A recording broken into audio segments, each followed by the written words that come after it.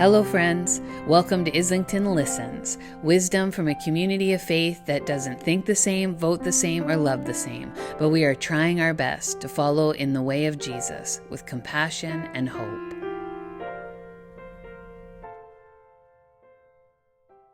Sometimes the answers we're looking for are right under our nose, and we don't even know it. Maybe you've heard this saying before. The idea being that sometimes the truth, the thing we're looking for, is so obvious. Too obvious, in fact, that we completely miss it, even if it's staring us square in the face. I'm guessing we've all had moments like this. You know the ones I mean. You're frantically searching for your keys before you leave the house. You've checked the kitchen counter 3 times. You've patted down the hallway table. You've triple-checked your purse, and now you're panicking because you're going to be late for church, and you still can't find the keys.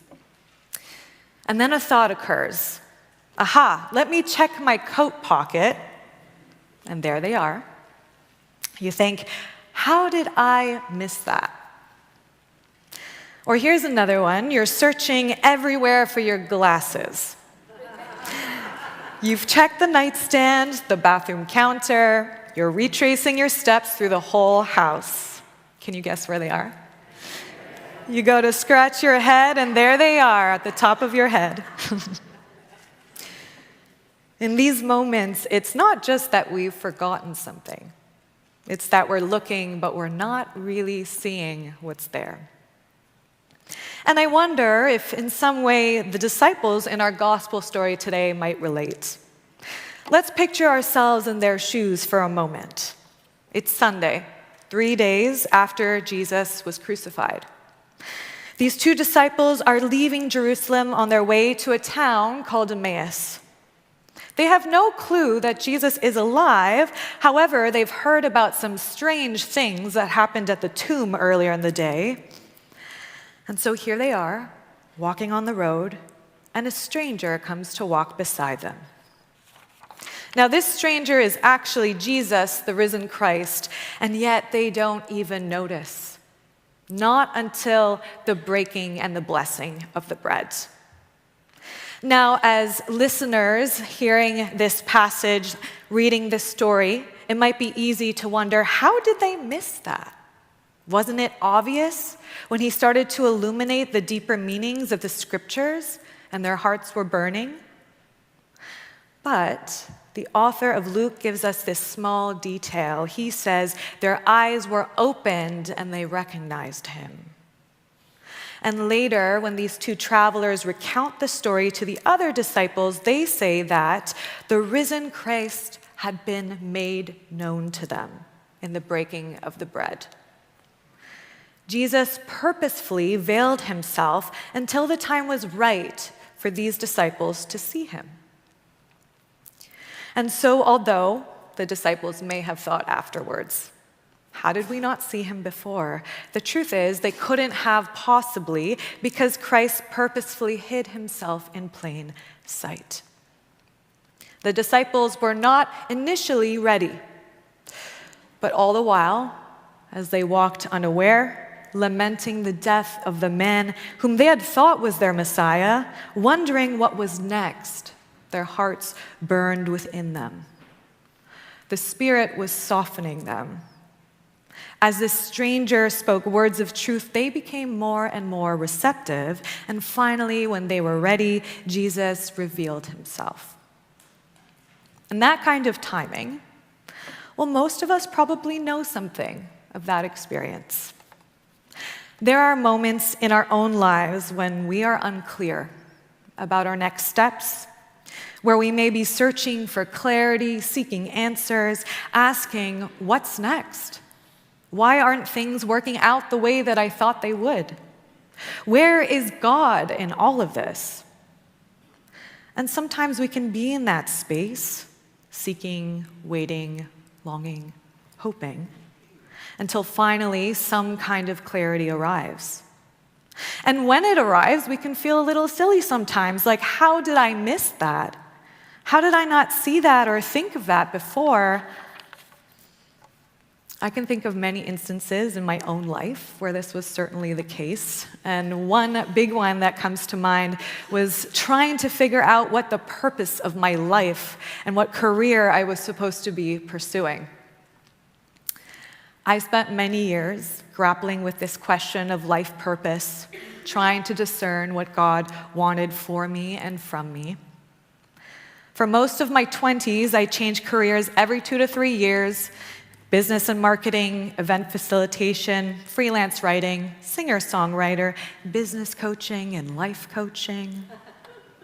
And at each step, it felt like I was building towards something God had intended for me. I had a sense of being guided, but nothing was quite right. The destination remained completely veiled. Maybe you've had a similar kind of experience, where you've struggled with your sense of purpose, whether that be early, mid, or late career, whether you are a parent whose kids have now grown up and left home, whether you have now retired and are trying to figure out what to fill your days with. Along my own path of wondering and grappling, I'd say I reached kind of a crisis point in summer of 2022. I kept praying and asking God to just tell me, what am I supposed to be doing with my life? And I sat in this liminal space, what I called the void, for many months, until finally I received a revelation. The hidden Christ finally revealed himself to me. And I won't go into details of how, but I will say there was a sequence of events that included a vision, a conversation with a friend, another conversation with my mother, and a whole other series of events that made it crystal clear to me. This revelation very clearly pointed me towards returning both to the church and to school to pursue ministry, as well as obtain my qualifications as a spiritually integrated psychotherapist. And so I have been working towards those things now for 3 years. But I will say that this revelation was not at all what I expected or what I even hoped for. Sometimes when we do finally receive that clarity we seek, it's not what we expect. Just like the disciples on the road to Emmaus, they had expectations. They had hoped that Jesus of Nazareth would be the one to redeem Israel in the world's eyes. None of them thought that their Messiah would be crucified and put to death. They didn't get the Messiah they thought they would get, or even wanted. But they got the Messiah they needed. A Messiah who offered spiritual redemption, not in the world's eyes, but in God's eyes. And isn't that what Jesus had been saying all along? That his kingdom did not belong to the world, but rather was of the Spirit. And so in this way, I can see myself and these two disciples walking that road to Emmaus, because these disciples had expectations about what their lives, the world around them, and about what their Messiah was supposed to look like. They had an idea of what redemption was supposed to mean. And when things didn't unfold the way that they had hoped, when it seemed as though nothing had changed, they couldn't yet see what God was actually doing. God is always at work in our lives, but sometimes it takes looking back in hindsight to notice. Looking back now, I can see little signs from my early life that my vocational calling was in fact the path God had always intended for me. I think back to one particular memory when I was 7 or 8 years old. For context, my dad is a Presbyterian minister, and so growing up, he ministered to a congregation in North York, and that's the church that I grew up in. And so every Sunday morning, after the service, everyone would file out of the sanctuary into the hall for coffee and tea and biscuits, similar to how we do it here. Of course, there's a little bit more food here. And all the kids would come up from the basement from their Sunday school class, myself included, and while everyone would beeline to the snacks in the hall, I would come to the sanctuary and wait till everyone had cleared out. And now there was this sweet spot for about 10 to 15 minutes after the service when all the microphones would still be on. And so I would head up to the pulpit. I'd tap, tap, tap on the microphone. We didn't have these fancy headsets back then. I'd clear my throat, and then usually the Bible was open to the passage of the day, and I would start to read. And I'd look at the empty pews and imagine that I was addressing a congregation. And it felt like the most natural thing in the world. I'd say that little 7-year-old me was following the lead of the Spirit in those moments.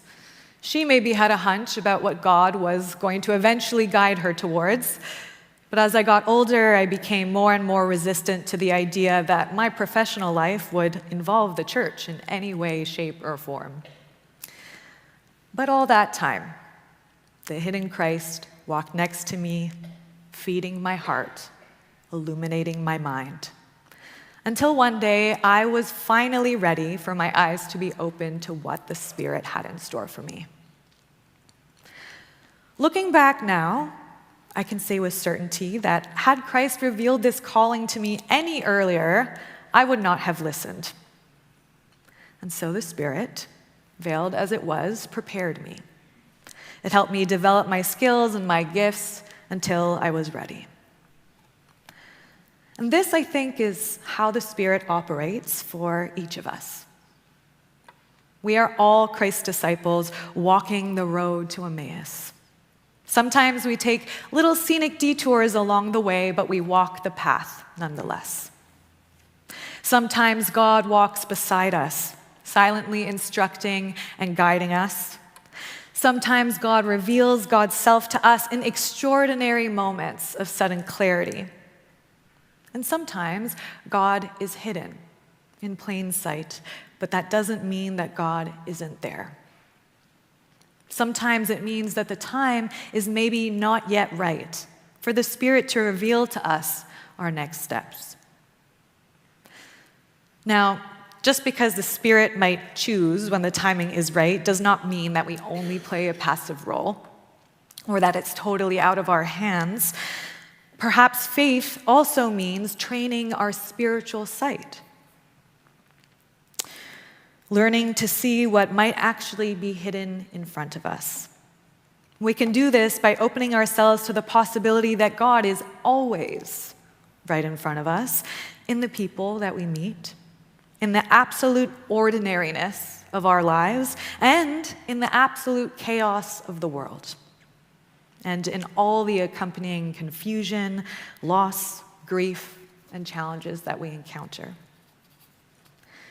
Can we learn to see the divine in all things, in the extraordinary, in our challenges, and in the absolute most mundane aspects of our existence? Whether it's that morning cup of coffee, when that first sip of caffeine hits your lips and you feel human again, or in that frantic search for the keys or the glasses and the relief when we find them, in that conversation you had with a stranger who's maybe now a friend, that creates that feeling of warmth in your heart. And in those bigger moments too, when that big revelation or that clarity finally arrives after you've been contemplating your next steps. So my prayer for all of us today is that we can all become just a little better at discerning what is right in front of us. Because the risen Christ is already here, walking the road alongside you. The answers and the clarity that you seek are already within you, even if they haven't been revealed to you yet. And while we wait for that clarity, we can also do the work of slowing down, of making space for Christ to enter our hearts. We can ask the questions and we can listen for answers. We can soften our resistance and let go of our expectations about what we think spiritual redemption is supposed to look like, both in our personal lives, but also in the world around us.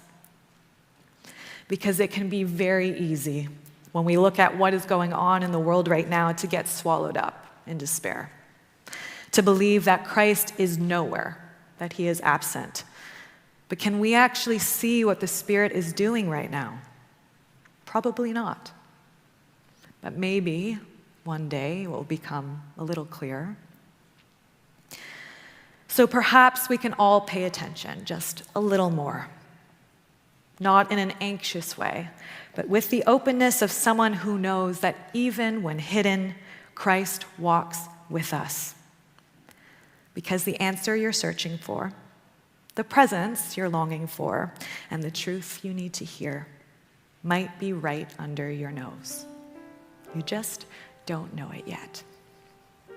Amen. Thanks for listening, friends. For other ways to connect, go to islingtonunited.org. May God's wisdom and love keep finding you.